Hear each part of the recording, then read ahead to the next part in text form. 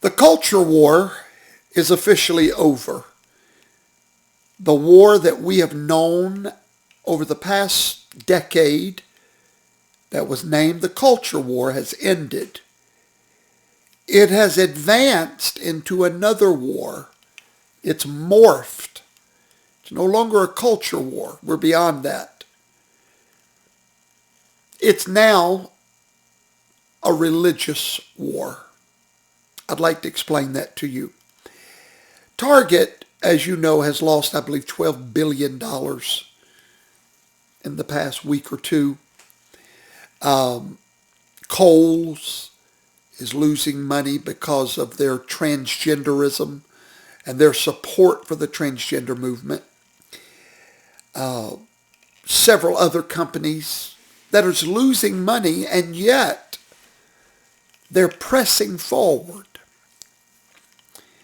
And the question that comes up is, what is behind it all of a sudden? In other words, you would think if you lost $12 billion, you'd say, okay, guys, we made a mistake. Let's not do that anymore. But actually, the opposite is happening. Number one, BlackRock they control about $7 trillion of investment money. Many of these companies receive investments from BlackRock. Well, we have come to find out that BlackRock is issuing basically a credit score to these companies now based on their involvement in the equality movement. So if you're a company that, let's say, is really at the forefront of this transgender nightmare, then you get so many points for providing partner benefits, for promoting, you get so many points on your score. And then when BlackRock, if you're in good standing with them, with your credit score, all that investment money is available to you based on your score. Now, so this answers the question of why they could care less that they're losing our money. So what do? Well, number one, we keep doing what we're doing. After all, we can only do what we can do.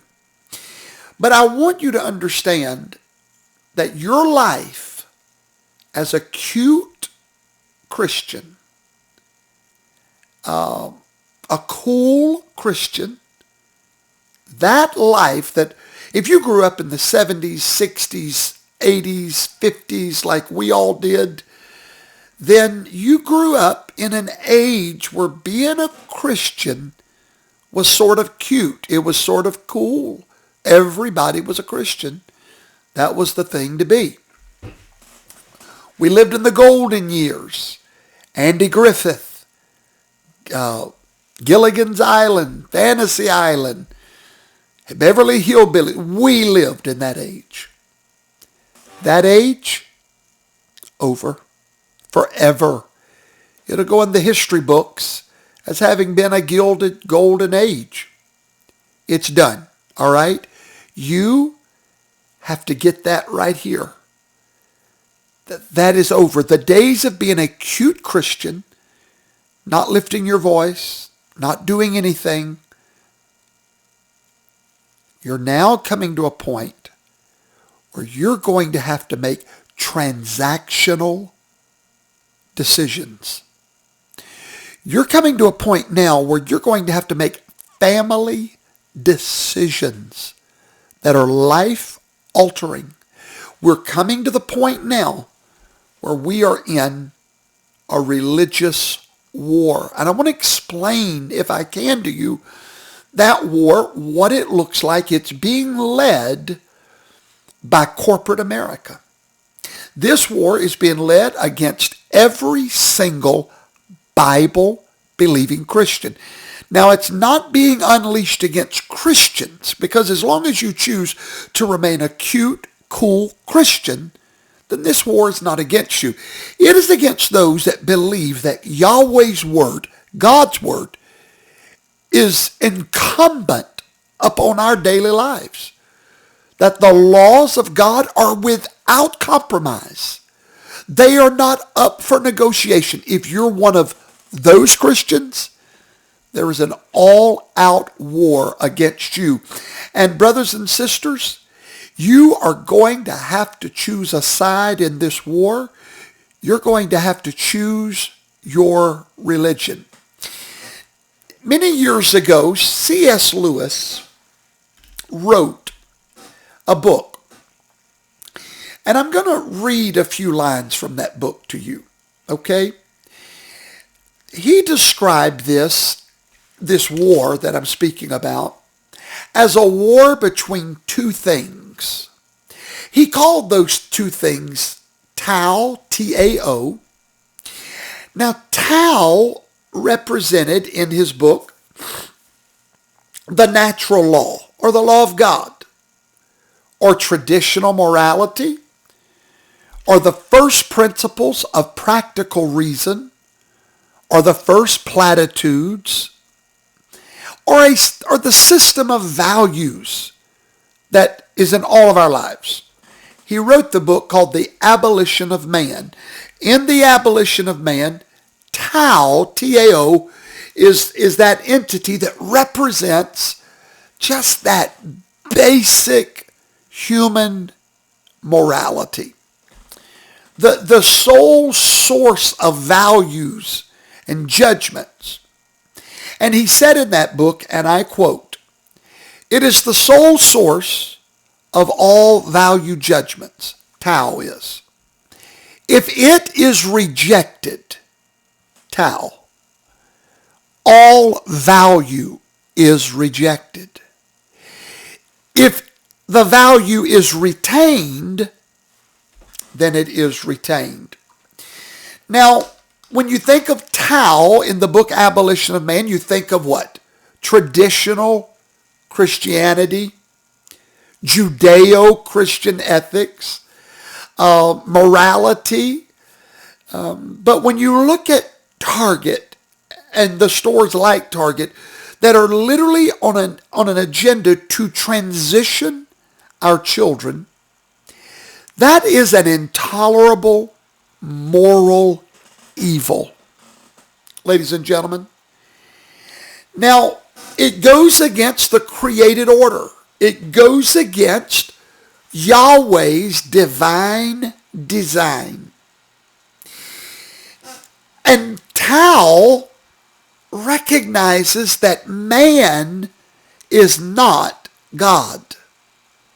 Man is the creation, not the creator. And in the book, The Abolition of Man, Tao is the understanding that man's destiny is communion with God as a created being. All right, that's Tao, T-A-O. Do your own research. That's on the one side of the boxing match. On the other side, remember I said we're in a war. I'm trying to explain the two warring factions to you. The other side of the ring is something called the machine.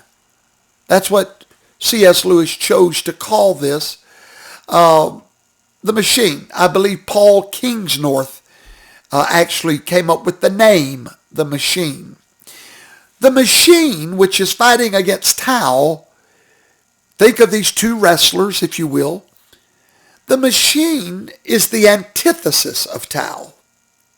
It is rebellion against God and the created order. It's a rebellion against everything. Roots, culture, community, families, biology itself, anything that is normal, anything that is societal, anything that's foundational, anything that Tao is for, the machine is against. Now, the machine and Tao is a religion of progress and technology over here with the machine. And then simplicity in Tao, and this battle constantly rages on. The battle starts in the Garden of Eden between the machine and Tao. Standing there in the garden is Tao, Eve, representing Tao, Tao representing Eve, trying to be obedient to the created order, to her God that came to visit her every day in the cool of the day in the garden. Over here is the machine. Now, think of the word machine. That means non-caring, just out to devour, just out to take over. It's a very fitting word, actually, when you think of it. Well, here is the machine telling Eve, or Tao, you will not surely die. If you eat the tree, you'll become just like God, in control of your own life, in control of your own destiny. You'll be a self-made woman. That's what the machine is telling Tao. Now, that was the first rebellion, and you and I have been reenacting that ever since the first round of that battle. Now, in the garden, it was an attempt to overthrow God, to demean him. Indeed, the desire to play God is the goal of the machine. The desire to become like God is the dark heart that we find in the transgender movement and its close cousin, transhumanism. Transgenderism and transhumanism is all part of this machine. This machine that is determined to replace God and to convince Tao that you can be like God if you would just come over to the side of rebellion. Like every other evil of our age, abortion, euthanasia, all of these at their roots are all sourced in the machine, the non-caring, grinding machine that is fed by progress and technology. The machine is a religion that makes a claim over and against reality and the created order. Do you understand that? The machine is a religion that makes a claim against Tao, the created order, the value system of mankind itself. Now, in our day, this machine, it seeks to replace God and make a claim against reality by using new technologies and the latest iteration of the rebellion that began in the garden. J.R.R. Tolkien meant when he said, all stories are ultimately about the fall. All of the stories that we tell our children, everything, good versus evil, every story is about the fall in its very nature. Everything goes back to this religion between the machine and Tao. When J.R.R. Tolkien said this, he's referring to the machine when discussing his legendarium, describing it as the urge to amass power and to dominate, bulldozing the real world, and coercing other people's wills like a machine. Literally, this machine is a religion that you get in its way and it will bulldoze you over. It's a tyrannical religion that is exercised over creation. What is the object? To overcome morality. That's what the machine does. Tao is trying to hold on to morality. The machine is trying to bulldoze down morality and make you equal to God. This is what we see in the two twin movements of our day: transgenderism, transhumanism. It is a desire to overcome sex. Transgenderism is a machine to overcome what we all know that sex is. We've known it for 6,000 years. We know it. Tao knows it, holds on to that system. You and I are in that Tao figure, T-A-O. We're part of that. We know the truth. The machine says there is no truth except whatever you say truth is. It's a desire to overcome sex and to overcome death.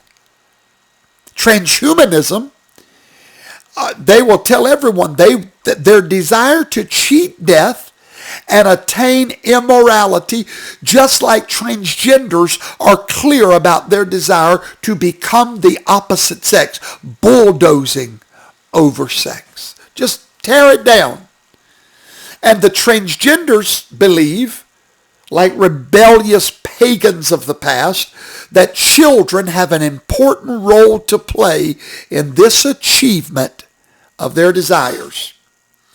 In the Bible days, the machine would devour children on the fires of the altars of Moloch and Baal.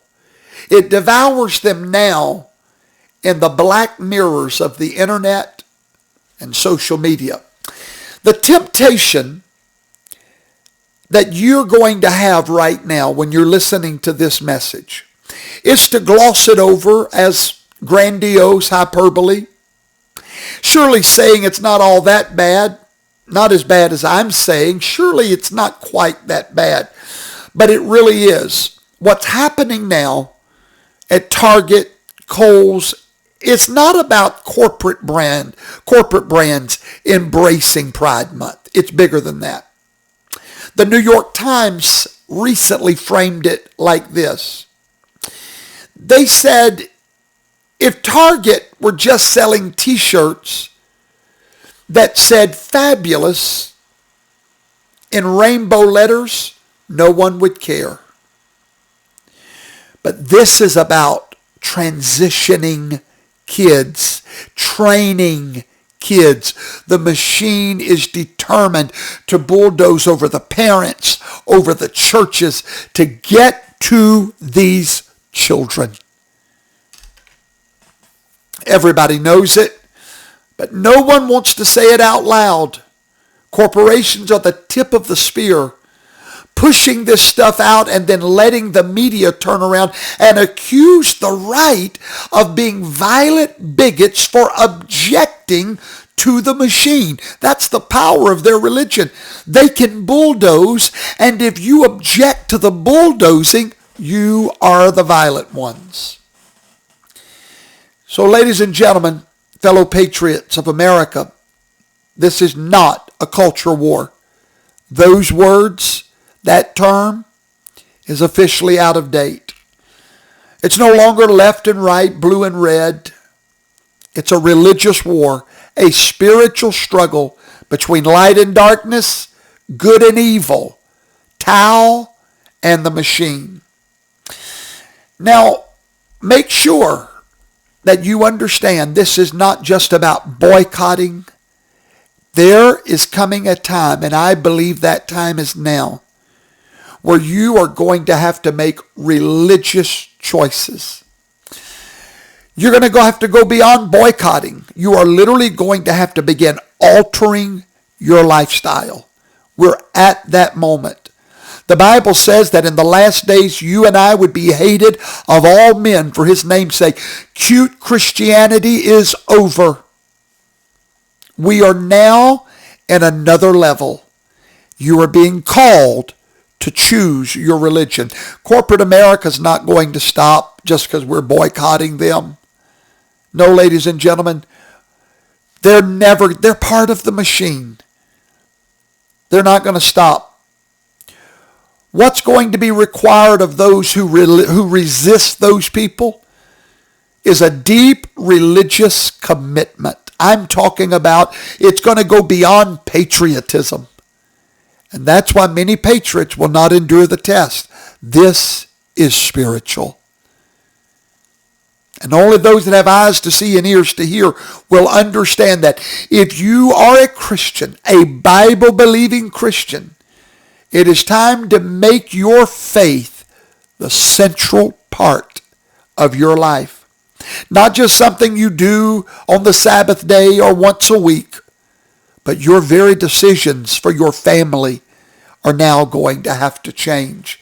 If you're an adherent to Tao, if you're part of that figure that C.S. Lewis named Tao, you're fighting this religious war is going to mean not just boycotting, but reorganizing your personal and professional life. Many of you, it will mean quitting your jobs. It's fixing to get serious. For many of you, it will mean moving out of a certain state. For many of you, it will mean taking your children from government schools. We're there.